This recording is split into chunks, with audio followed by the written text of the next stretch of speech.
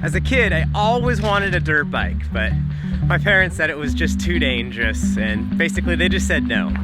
But luckily, they did compromise with a BMX bike, which turned out to be super rad. I would stack up old car tires in the driveway, put a plank on them, and just build simple jumps.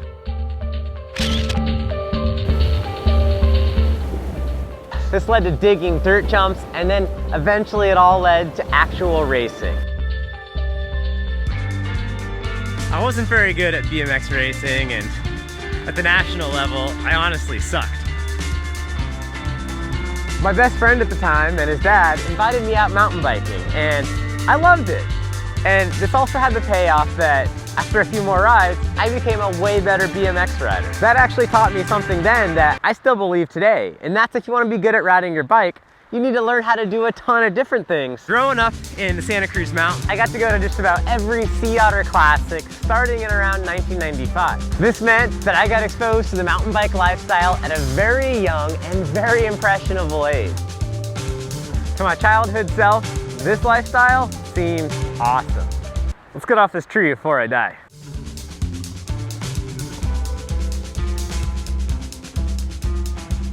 At Sea Otter, my favorite events were definitely the dual slalom and trials. Now, I tried racing some dual slalom, never got very far, but the trials was particularly fun because everyone was kind of sessioning the same warm-up obstacles as a big group for the whole event. So I would often play around in that group there, and eventually I tried competing a few times. I wasn't very good, once again, and I got very bored at the slow pace and having to have all these rules about not putting your foot down.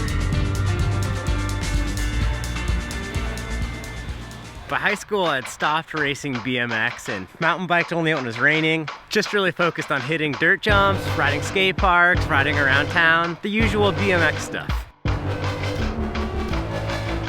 I had a real rough idea that I wanted to one day be a pro BMXer, but the idea was just an idea and it never really seemed feasible.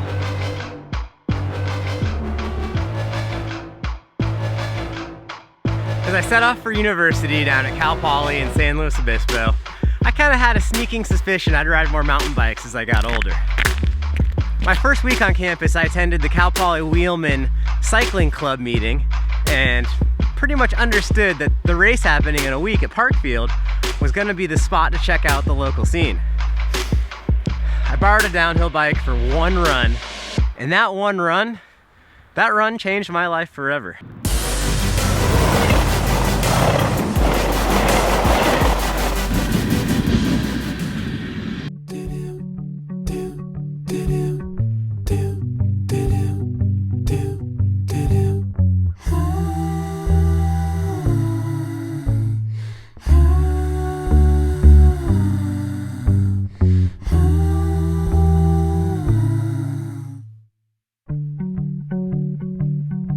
That single run down the downhill course was awesome, but the whole Parkfield weekend in general was what really opened my eyes.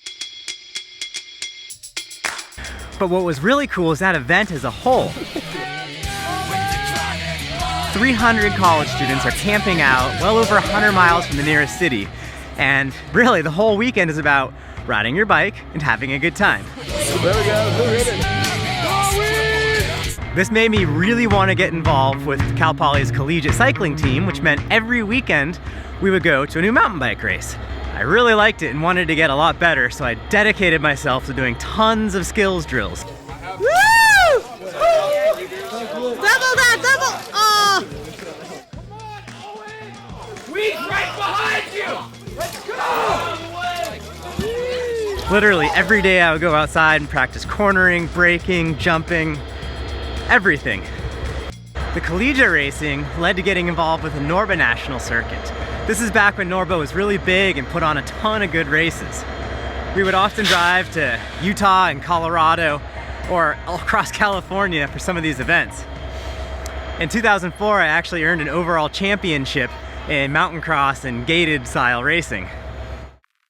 By my junior year, I realized I really wanted to study abroad, and I was lucky enough to go to Spain for this. I've always been convinced you can travel anywhere in the world with just a bicycle, and you'll immediately have friends wherever you arrive.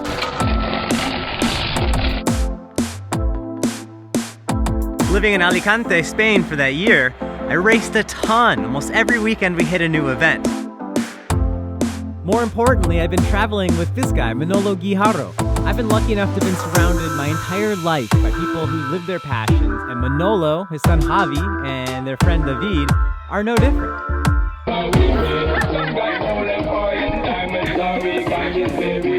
I raced a Maxi Avalanche and a couple of downhill World Cups. While studying abroad, I learned a lot, and I was definitely a foreigner in a new country. This made me really reevaluate my own passions in life and my own perspectives. And sure enough, after being exposed to the European perspective on riding and racing, I realized this is definitely something I want to pursue for basically the rest of my life. Back stateside, I started to make videos of our weekend collegiate mountain bike races. I would often film the race Saturday and Sunday, edit Monday and Tuesday, and then show the video to the club on Wednesday.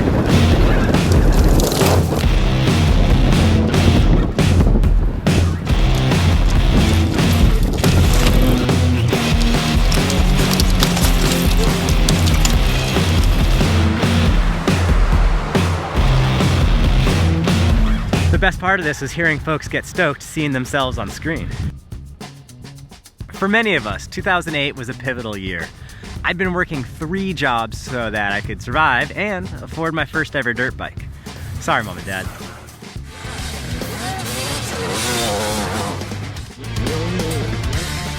One by one, each one of those gigs dried up, and I realized I could no longer afford to live my passion where I was in life.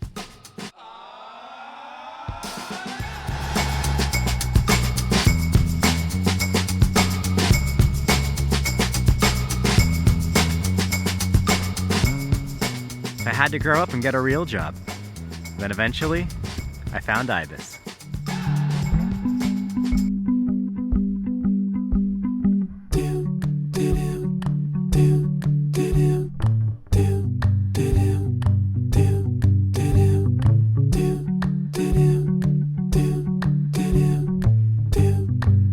First, I started at the old IBIS location in Scotts Valley doing odd jobs. And then they were moving to the new location where they currently still are on the west side of Santa Cruz, and I was hired to help with the move. Then in January 2009, I got hired on as full-time warehouse staff, and I was stoked. Next up, we have Jeff, who runs our shipping department. He's going to tell you a little bit about his Mojo HD.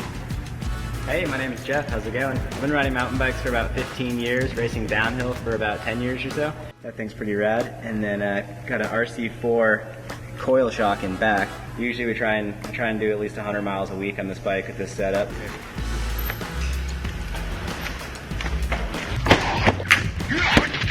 After a couple years of that, I got promoted up into the sales room, doing inside sales. I was thrilled to have this job and put everything I had into it. Now at this time, US racing was basically dead. There were a bunch of cool one-off races like Downeyville Classic, Ashland Super D.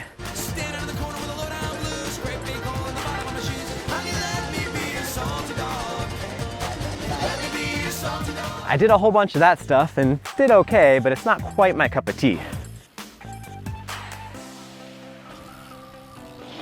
In 2012, I got to actually race a couple of enduro events. Boy, I love these and actually did really well in them, landing on a bunch of podiums. By 2013, I was competing in the whole enduro series on the West Coast, the California Enduro and the Oregon Enduro series both. And I was holding down some respectable finishes while working a full-time 40-hour-a-week office job.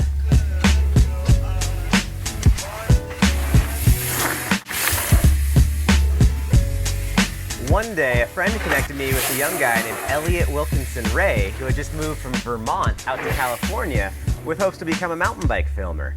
Elliot was pretty darn good behind the lens, and we shot these clips together in early 2014. Elliot ended up getting hired by Kitsbo, and he was able to convince the Kitsbo guys to put a little bit of budget into filming me riding in Lake Tahoe, which created that edit that really got my whole video career going.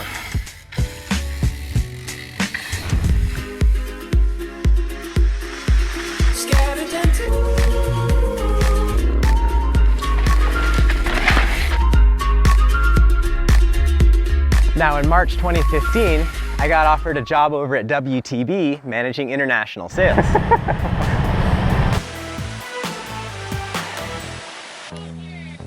I took this job and it meant moving with my wife and I up to Marin County, California, the birthplace of mountain biking. I kept racing and had a great race season, made a few videos, and things were going well. Then in 2016, at the TDS Enduro in Nevada City,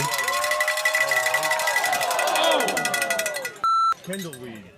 I don't think he's good. Carnage. I had a really bad crash with my pregnant wife standing alongside the course. I wiped out in a rock garden and broke my pelvis for the second time. I kept racing in 2016. I had commitments to my sponsors, and that was still what I was all about. Now, come summertime, my wife and I were sitting on the couch one day, and we've been reevaluating our priorities. For us, family was first, and mountain biking is a really close second. We realized that once we gave birth to our little girl, we'd barely get to see her. The financial pressures are so high in California, you really have to be very dedicated to your work career just to make the ends meet. We decided to take a bit of a risk. My sister and her husband have been living in a small town in Washington called Bellingham, known for its mountain biking and mountain bike industry. So we went ahead and put all of our cards on black and made the move.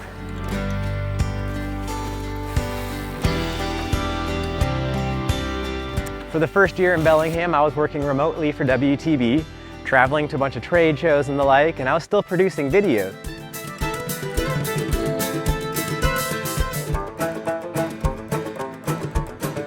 After a year of watching our daughter full on, my wife needed to get back to work and kind of do her own thing a little bit.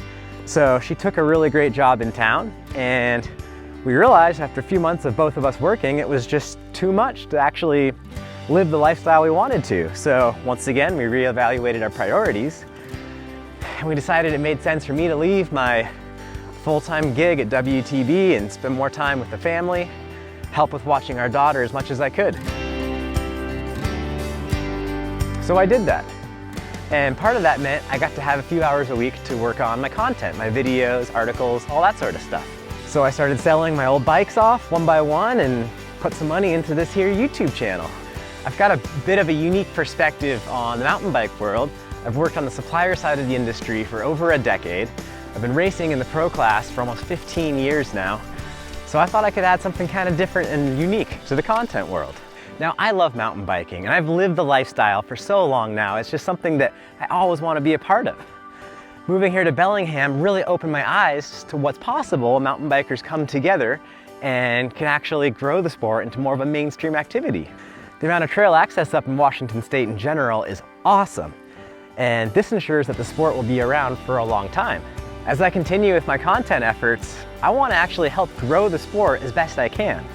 And what I can bring the world is hopefully fun and engaging and entertaining content, and I want to partner with as many advocacy groups as I can to work with them and help them get whatever it is they need to succeed as a group. Stay tuned with me as I keep this channel going and do my best to do my part to help grow all of this. Stay tuned as I present a new series of videos where I visit exciting new riding destinations where local advocacy groups have done a ton to ensure quality mountain biking that'll last for generations. That's my story in a nutshell.